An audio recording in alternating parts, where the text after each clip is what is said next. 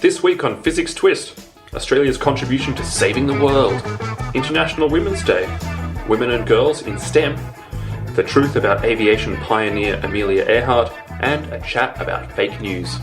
This week, I am your host, Duncan Bell, as Holly is on leave. I'm joined by Kate, who is a Science Education Officer here at Physics Education. Kate, thank you so much for coming in this week. Can you please tell us what you do here and what makes you tick?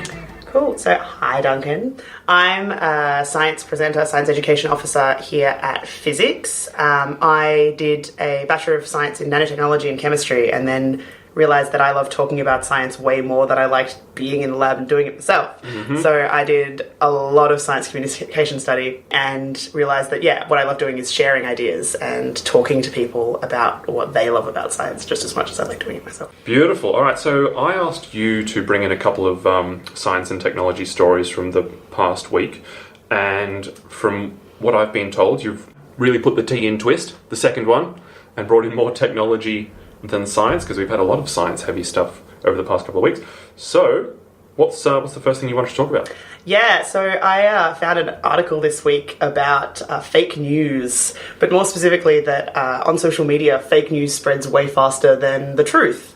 But it's not just down to bots and things that people blame for a lot of this, so online robots sharing content around. It's actually people's fault. It's all on us. So before we go any further with that, could you maybe expand, particularly for a younger audience, what fake news is exactly? Sure. It's a term that's been thrown around a lot, but some people may not be familiar with it. Yeah, for sure. So fake news is essentially news that has something wrong with it. So it could be that the entire thing is a lie, is wrong, or it could be something more simple like a tiny fact within it is wrong. And it creates misconceptions and problems when people are trying to understand, especially something that's quite complicated.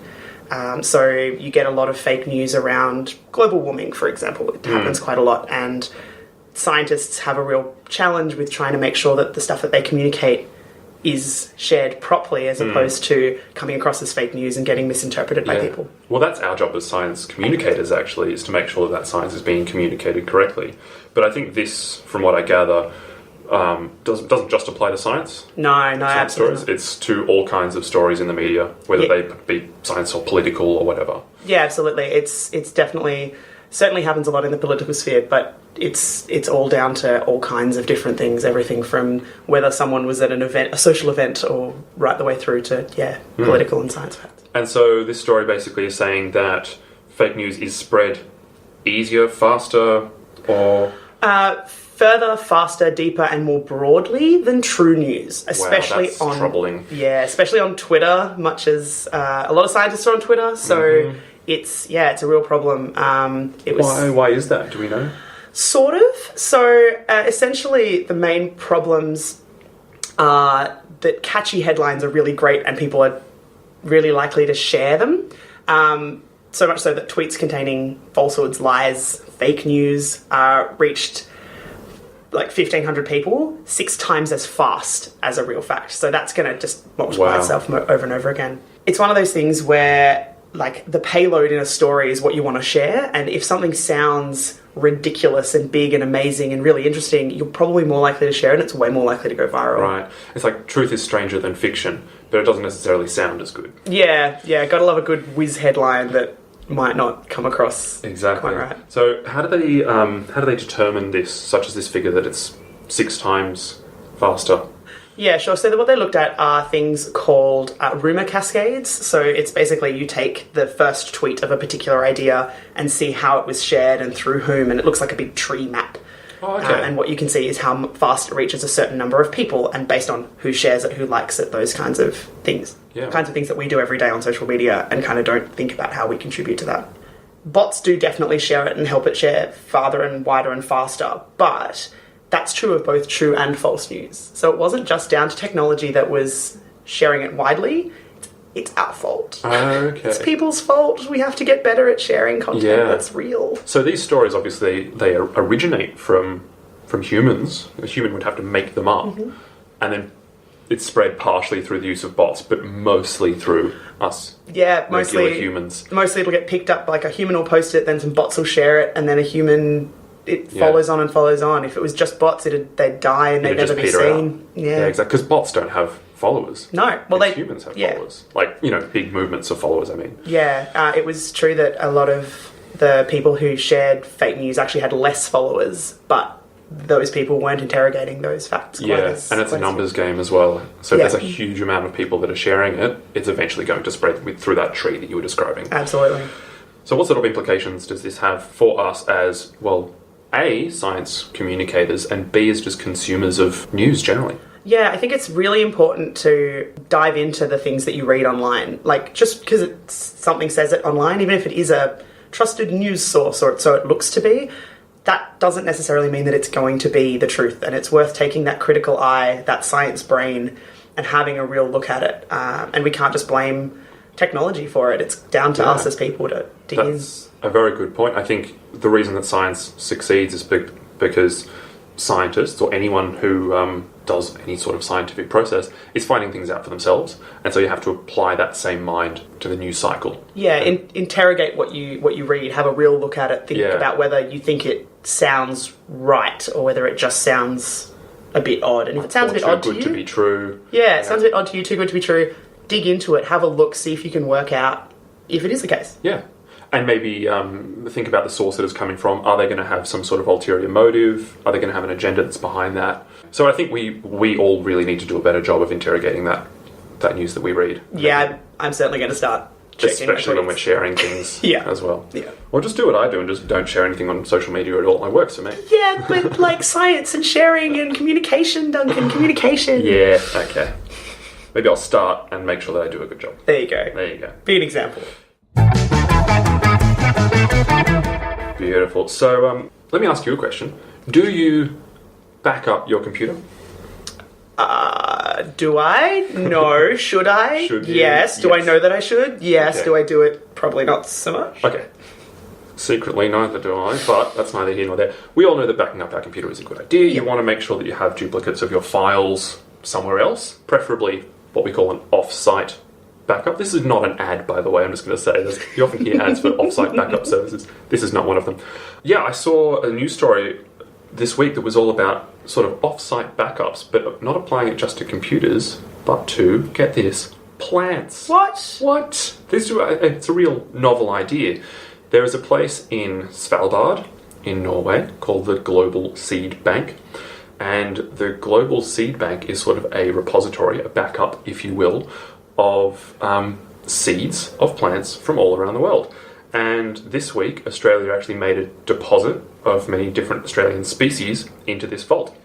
What's been coined as the Doomsday Vault. Ooh. I know. There was a new scientist writer coined that term, so thanks, new scientist. That's good. But yeah, this is fantastic because it actually brought the total number of seeds in the Doomsday Vault, quotes around Doomsday Vault, to over 1 million. Wow, that's a lot of seeds. It's a lot of seeds. And so apparently that represents approximately 40% of all the world's plants, which is a really, really great start. Yeah. So basically the idea behind this Global Seed Vault is if there's some sort of global catastrophe that knocks out a whole bunch of species, then again, because they're backed up, we can then sort of restart that agricultural process. Because agriculture is, as we know, incredibly important.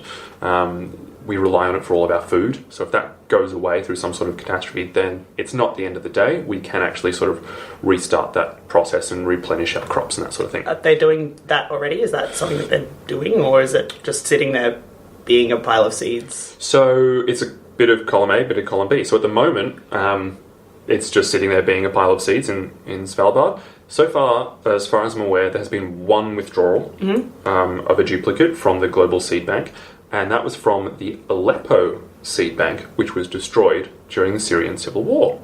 So they've made a withdrawal of those seeds that they originally deposited so that they can, again, start to replenish their stocks, which is really interesting. But yeah, so Australia has made its first, not its first, but a giant deposit of 32,000 varieties of grain and pasture crops, which is great because it's going to protect Australian farmers as well. So in the article that I read about this, the examples of seeds that they deposited are called saltbush and, get this one, kangaroo grass. Oh man, like hardcore, very important Australian plants. Yes, there, exactly. Yeah, I'm assuming something, great like the eucalyptus or something was in there as well, but that's not as eye-catching as Australia deposits kangaroo grass into global seed bank. Yeah, I feel like I've heard of saltbush. I feel like it's one of those ones that like around beaches and stuff. Oh, is that what it is? Yeah, right. I think. Okay. I might be wrong about that. One of Australia's underappreciated plants. What I also learned from this is that Australia has a number of its own seed banks, or seed libraries, as they're called, one of which is in Mount Annan, which is part of the Botanic Gardens, run by the Botanic Gardens. Yeah, it's right here in Sydney. It's right here in Sydney, which is where we are based. But the reason that we need to have duplicates, say, in other countries, especially in other countries, is because in Australia, we're naturally prone to things like bushfires. So although, yes, we have that sort of backup, that backup itself is, risky. So, really great that we've done this, I think. Yeah, Fantastic. for sure. I think it's going to help biodiversity in the future, which is really important. You should also, if you haven't seen this seed bank in Svalbard, look it up. We can maybe put it in the show notes. It is so cool. Yeah? It is like this sort of Bond-looking lair built into the side of this icy mountain thing. Oh, man. It is so cool. I'm so going to look that up after we're finished here. It's awesome. But inside it's quite funny. You'd think it'd be all high-tech and operated by robots and stuff. It's like back to seeds, right? Yeah, it's basically just these big blue tubs. with Classic science. Yep. But hey, it gets the job done, so... Oh, yeah. Kate, this week was International Women's Day. It was. So I believe you wanted to have a little bit of a chat about that. Yeah, And sure. a story related to that? Yeah, no, absolutely. I as well as like all my science comms stuff, I'm a bit of a champion for women in STEM. So Awesome. I thought, it's International Women's Day, got to bring an International Women's Day story in. And I read an article about bridging the gender gap in STEM and like why girls don't study STEM or like why it seems like they don't study STEM. Yeah, do you know what the figures are around sort of participation? Yes, I do. I did pull up the stats about women in STEM when I was looking up this article, and specifically in Australia, because that's where we are. And the Office of the Chief Scientist said that women were found to make up less than a third of STEM university graduates, so like when they finish their uni degree. But if you're looking at physics and astronomy and engineering and things like that, it's less than that. That is pretty shocking. Yeah. Yeah, okay. Like we make up 50% of the country, and closer to 51, I think, yeah. Yeah, and we're not represented in STEM that way. Yeah, right. It's really unfortunate. Yeah. But there's a few reasons for that. It's quite complicated though, isn't it? Yeah, it's really complicated. So I'm just going to talk about like a couple of the things that I found while deep diving on this article, because I thought, I don't want to overload your listeners. Yeah. It's a lot of information. One's a bit of a like pipeline type thing. We throw this pipeline metaphor around a lot when you're talking about women in STEM. Essentially, it boils down to fewer girls choosing to study STEM subjects in secondary school and in university than boys. But there's a few reasons for that. A lot of the time you hear, boys are better at maths, boys are better at science, girls are better at talking and stuff. It's not really a thing, despite the fact that everyone's told it's a thing. I can't think of any, say, like, physiological reason why that would be the case. So. No. It's like a really tenuous, like, but long... deeply ingrained. Yeah, which is really kind of where this meta-analysis, this massive big study that they did of all this data, kind of got to. So, for example, with math, which is the one that I looked into a little bit more deeply, historically, math favours boys. Like, that's just a stat. It's really obnoxious, but when someone thinks of a mathematician, they often think of an old guy with white hair with a chalkboard. Yeah. But that gap, even though it historically exists, if your society that you live in is more equal, like gender equal, that gap disappears. Right. Yeah, it's really interesting. Are there examples of this? Yeah, absolutely. So the article I was reading, it says that places like Norway and Sweden, where they have a whole lot of things in play that try and make their society super equal. Australia does pretty well on this too. They end up with more girls in STEM. Not to the level that we'd like, but more than other countries. When you look at, I think Turkey was the one that this particular article was focusing on, you could see that it's a slightly less culturally equal society for girls going into STEM. And that's just to do with a lot of other cultural factors, which I'm not going to get into here. Yeah. But yeah, they also did this really interesting study about when girls and boys decide that they're smart. Really? Yeah. What? Apparently people are 5.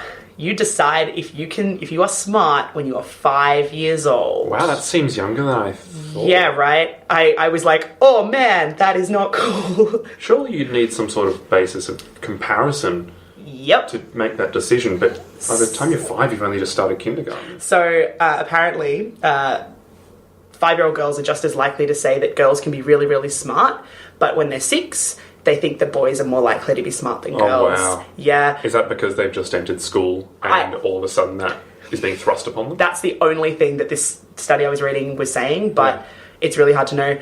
Apparently girls are more likely to go for like games and activities where they have to work hard rather than be smart, which is really interesting. So girls apparently have a much better work ethic. Yeah, right. But boys are, more likely to be seen as intrinsically smart. And that kind of leans towards why you end up with less girls in STEM. Yep. Because what you get is this thing that they deemed, quote, social belongingness, end quote, and self-efficacy, which is essentially your belief that you can succeed, especially if you're surrounded by people who are like you. So if your maths teachers all through school are men, you're probably less likely to think that you can do it as a female, which is really weird to think about, but like thinking back it completely makes sense. I think that would be the case. Yeah, it's really an unfortunate truth. Absolutely. Yeah, and it's what's really interesting about it is that girls on average have a much lower self-efficacy in like science and maths than boys, even though they outperform them at school. Yeah, so they're better at it in school, but they don't think that they are. It's really strange, and I've seen studies about how girls will, if they are reminded of the fact that people generally perceive them as being worse at maths, when they're tested on it, they'll be worse at maths. It's so weird. So if girls keep getting pummeled by this nonsense that they're worse at STEM subjects, then they inevitably get worse at STEM subjects. So to the girls who are out there listening, we need you to know that if you good like at STEM, go for it. Do Please. it. Absolutely. No, absolutely. And that's essentially what this all boiled down to. So the research all kind of comes out with, we need to tackle stereotypes really early. So if you are a girl and you like science, or even if you're a boy and you like science, you look for role models that exist for you in the world. Like, just thinking off the top of my head, one of my favourite mathematicians who's like out there on the internet being super math girl is Hannah Fry. She's all over YouTube. She's all over podcasts being a math whiz. And it's great because she's a female mathematician. You know, people like David Attenborough are great as faces of STEM, but, you know, if you're out there... more female representation as well. Yeah. Be someone cool. Be the person that you want to see. Yeah, and there are really good examples out there, but I think that there's still room for more. Oh, for sure. So, to the girls who are out there listening, be that person. Yeah. That's what we need. You know, if you're like 15 and you know that there's a 6-year-old in your school who loves science, like you can be the role model at 15 to a 6-year-old. That's totally fine. Foster their growth. Yeah. I was totally awkwardly that person when I was in high school, but I was also... I can see that. Yeah, thanks. Thanks for that. Yeah. Young girls need individuals that they are more likely to relate to if they need to be persuaded that they're not going to, like, to abandon all of that STEM potential. Like, you've got it. You can do it. We believe in you. Like I said before, there is intrinsically no reason why girls should be worse at STEM subjects than boys. There's literally no reason. And often they outperform. So if anyone says otherwise... They're wrong. They're dead wrong, They're so wrong. And I would say, you know, give them a good smack. But don't do that either. Yeah. Oh, by the way, boys, still love you. Still think you're great. Still think you're great at science. Just wanted to, like, put one out there for the girls for International Women's Day. Okay. If someone says that they're better than you at this, give them the intellectual smackdown. Yeah. I think we can agree on that. Yeah, definitely not the physical one. No. So another thing that I wanted to talk about this week You want to try that again? No, I'm keeping that one. Is again relating to a very inspiring woman of history called Amelia Earhart. Have you heard of Amelia Earhart? I have heard of her. Yep. So for those who haven't heard of Amelia Earhart, for maybe some of our younger listeners, she was an American pioneer of aviation. She was an author as well, and she was actually the first woman to fly across the Atlantic Ocean ever, which I think she did in the late 20s, early 30s. Not exactly sure. Pretty early. Like, she was doing some of her longer flights in, like, the mid to late 30s, so you're talking around that time. Around that time. So, yeah, she was incredibly famous during her lifetime, but she actually disappeared in 1937 while trying to do I think it was a circumference of the globe. Yeah. She was travelling with a guy called Fred Noonan, but their plane disappeared in the Pacific Ocean during their flight, and no wreckage ever discovered, no remains. Well, there were remains discovered, but I'll get to that. No wreckage discovered, so it was there was a lot of hubbub about where the heck did she go? Yeah, she just disappeared off the face of the planet? That doesn't seem right. Completely gone. So it's a really big deal because, again, she was really, really famous, and everyone's wondering what happened to her. So there were some theories around her disappearance, some of which included the fact that, the idea that she might have been captured while spying on the Japanese, or that she survived the flight and then moved to New Jersey, changed her name, and remarried. These kind of seem a bit outlandish to me. I mean, look, you're a famous pilot flying across the globe trying to come, and you give it all up, and I don't know. I'm not buying it. Highly unlikely. Anyway, so no one really knew what happened to her. But this week, news came out that a bone analysis had been conducted on some remains that were actually discovered on an island in the Pacific in 1940. And no one knew what these bones were from, really. They were sort of hypothesized, maybe they're Amelia Earhart's, but they did a bone analysis back in 1940-something and determined that they belonged to a man. So that theory was put to bed. Yeah. Like I said, they've done a bone analysis on those remains again, and they've actually determined they did belong to Amelia Earhart. Wow. Yeah. So it's kind of like she has been lost this whole time, but also not. She was under our noses the whole time. So a guy called Richard Jantz, who is a professor emeritus of anthropology at the University of Texas, we think, re-examined some bone measurements that were conducted in 1940 by a guy called D.W. Hoodless. These bones have now been lost. Don't know anything about them anymore, where they've been gone, but the measurements are still there. And Jantz has determined that it's more likely that these bones belonged to Amelia Earhart and not some man.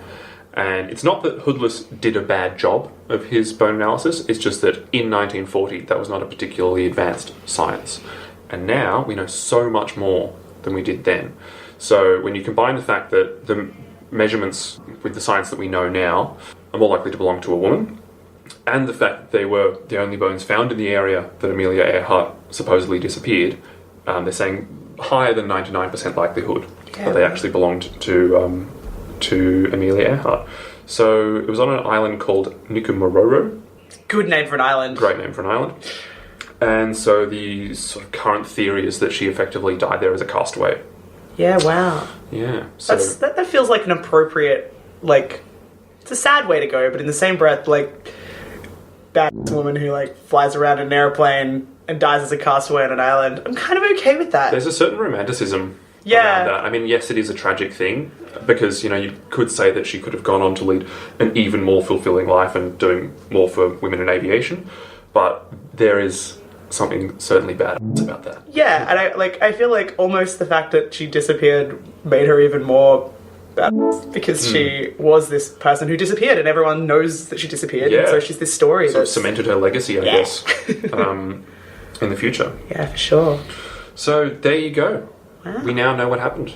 We think we know what happened to her. We think we know as sure as we can be at the moment, just like they were sure in 1940 that it was a man. Yeah.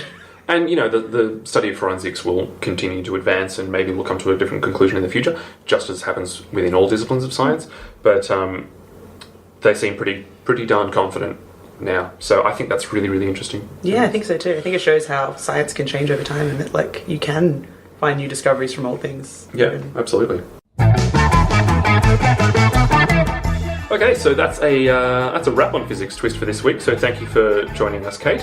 No worries. Thank you for sharing your love of science with us, me.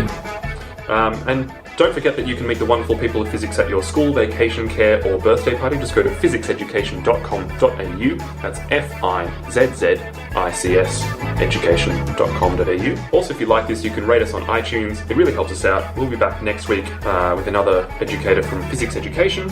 In the meantime, if you'd like to hear some thought-provoking discussions with leading education providers and other hot content, you can check out the Physics Ed podcast run by the beautiful Ben Newsom. Catch you next week.